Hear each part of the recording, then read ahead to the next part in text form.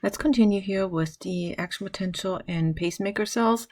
The important part here is that we have an unstable resting membrane potential. So we have these leak channels that constantly leak positive charges back into the cell, and that means that the cell, even if it arrives at this resting membrane potential of minus 60 millivolts, it will start depolarizing right away and keeps reaching threshold at a certain rate. And that rate can be accelerated, it can also be slowed down, but these are considered autorhythmic cells. That means they will automatically reach threshold at a certain rate and then fire an action potential once they hit threshold, and then they go through the motions of the action potential, go back down to resting membrane just for a brief moment before they creep back up. So we've covered 3 different types of action potentials, and here's a comparison of the 3 different kinds that we've covered so far. Number 1 in skeletal muscle. Number 2, those would be the myocardial action potentials, and then the pacemaker potentials. Big thing right here in the beginning, the membrane potential. For skeletal muscle, it's stable at minus 70 millivolts. The myocardial cells, they are holding minus 90 millivolts at rest, and the pacemaker cells, they have an unstable resting membrane potential. They start at minus 60 millivolts, but they never stay there for very long. They go right back toward threshold and then fire another action potential. For both skeletal muscle and the myocardial muscle, the sodium entry is the rising phase of the action potential, but for the pacemaker cells, it's calcium entry. And you can read through the rest of the this table here again. But so the important thing to note is the differences in the membrane potential. So here will be the conduction. Now moving on to the conduction in myocardial cells, and here you can see the pacemaker potentials in the pacemaker cells, and then here we have the action potentials that are generated in the myocardial cells, in the contractile cells. So here is the conduction system of the heart, and last week we were covering this in the lab. So here it is in lecture, same material, and we're going to take a look first at how the signal is generated and how the depolarization wave goes through the atria, through another node, and then down the interventricular septum towards the apex of the heart, and then back up to the base. So we're starting out here at the SA node. That's our starting point. Once the SA node fired, remember these are pacemaker cells, they fire at a certain rate. Human resting heart rate is 70 beats per minute. So this SA node fires a signal 70 times per minute. So just under a second per initiation of an action potential. And once the SA node fires, then both of the atria will start to depolarize. So you see this purple wave sweeping through both of the atria. That is then known as the P wave, or you'll see that as the P wave on the corresponding electrocardiogram. So this will be the P wave, and it corresponds to the depolarization of the atria right here. Then the signal needs to be bundled up and held back. So to allow the atria to contract and put maximum amount of blood into the ventricles, we need to hold up the signal here. And this would be the AV node right here, this little lump of cells. They are also autorhythmic, but they are sort of considered an ectopic or secondary pacemaker of the heart. So if the SA node would ever fail, then the AV node would take over, but it fires at a much slower rate. That's not really sustainable in the long run. So it's only about like 40 beats per minute. Okay, so once we're holding up the signal here, what you see on an EKG tracing would be just a stretch of baseline right here. And then once the signal will travel very quickly down the bundle of the two bundle branches, going down to the apex of the heart and then back up toward the base using Purkinje fibers. That's when you see the massive electric activity of the QRS complex. So we're going to go dip down for Q, go up R, go back down S, Q, R, S. And then we're going to go back up toward baseline. This is the QRS complex, and it represents the massive electric activity that's going down the interventricular septum toward the apex of the heart and then going through the entire myocardium, moving toward the base using Purkinje fibers. So backing up to here, number 3. So our atria contracting after they've been depolarized. That pushes blood into the ventricles. The signal is being held up here. Then it rushes very quickly through the intraventricular septum down to the apex, and then we're going up toward the base right here, and you can see the entire myocardium is depolarizing. The depolarization of the ventricles is seen as a QRS complex here on the EKG tracing. And then the last thing that needs to be happening would be the repolarization of the ventricles, and that is seen as the T wave on an EKG tracing right here. So the steps of the conduction system of the heart, we're starting with the SA node. Then after depolarizing of the atria, we're going to go to the AV node. That's our next step.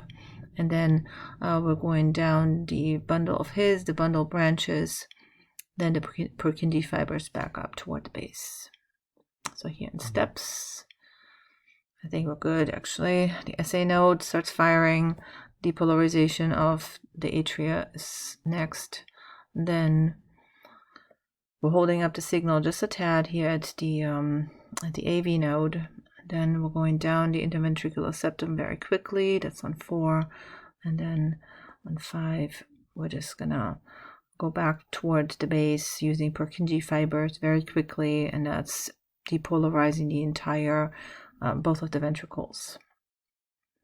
So here, in words, the AV node is actually a secondary pacemaker. The SA node is what starts it all out. The SA node sets the pace of the heartbeat at about 70 beats per minute for humans. The AV node is much slower. The AV node can take the role of the pacemaker, but the heart rate will be way too slow. Only here 25 to 40 beats per minute. That's not workable for the long run, but it can act as a pacemaker under some conditions. So actually on this particular side, it might be better to put the SA node, since it's first, put that up here. And then the AV node acts mostly sort of as a gatekeeper to make sure that the signal has enough time to travel through the atria and make sure that the atria can contract before then the ventricles are being depolarized and start to contract as well. Okay, so this electric activity as it moves through the heart, this conduction system of the heart, it can be recorded with surface electrodes, and what you will record from various perspectives is known as an electrocardiogram. It is in English abbreviated ECG, because the cardio is spelled with a C. In German, you spell the cardio with a K, and therefore comes this, usually I call it EKG because that's just how I learned it. But either way, it's a recording of the electric activity as it goes through the heart. And you can see here they're putting sort of one full cardiac cycle at approximately 1 second. If you have a heart rate of 70 beats per minute, it's just under 1 second for one full cardiac cycle.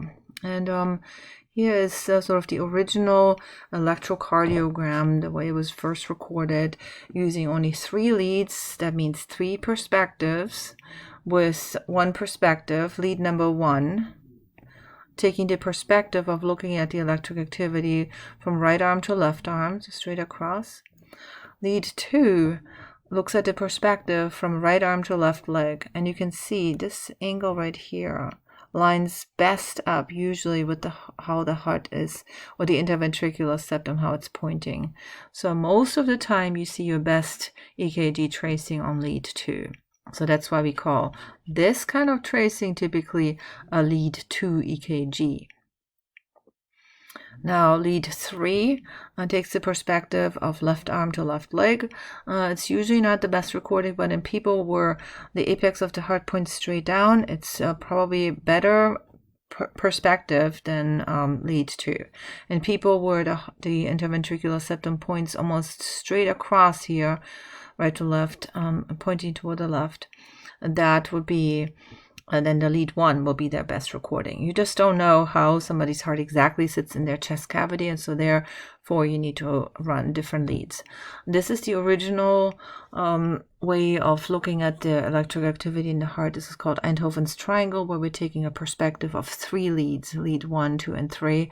Nowadays, you get a more well-rounded picture by running a 12-lead EKG, where you're taking the augmented leads, just another 3, plus 6 chest leads, and you get a pretty good picture of what's going on in terms of electric activity through the heart. So here is again the myocardial action potential. We talked about it. So of course you need to first depolarize, and then you need to have this excitation of the muscle tissue coupled with the contraction. The contraction, of course, is always after the depolarization has occurred. So here, typical EKG tracing, and we had this last week in the lab. Hopefully you got a chance to look at that.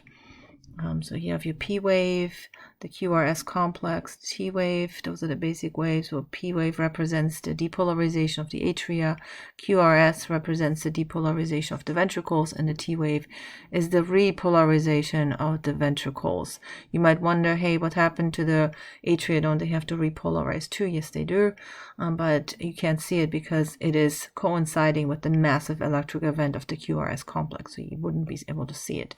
If you could see it, it would be a small downward deflection that coincides with the QRS complex.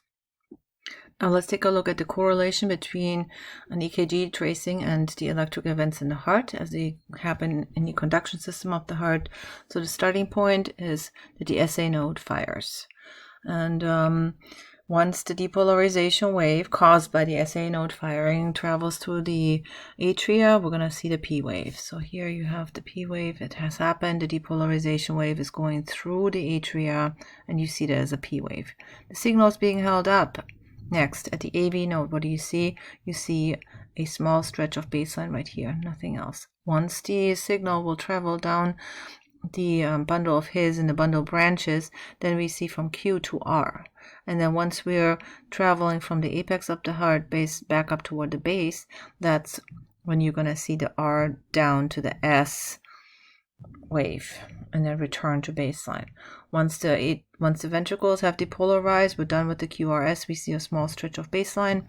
And then once the ventricles will repolarize, that's when you see the T wave happening. Here this happened, we'll repolarize, we're ready to start the next cycle. And here everything again in steps. We're starting out at the SA node depolarizing, and we're starting the P wave as soon as the atria will depolarize. The P wave right here. Now the P wave has occurred. We're holding up the signal at the AV node. That means we have a little stretch of baseline right here. And then once the signal starts traveling down the interventricular septum here, the bundle of His and the 2 bundle branches, we see Q, and then masses shoot up to R, and that's followed by coming back down to S.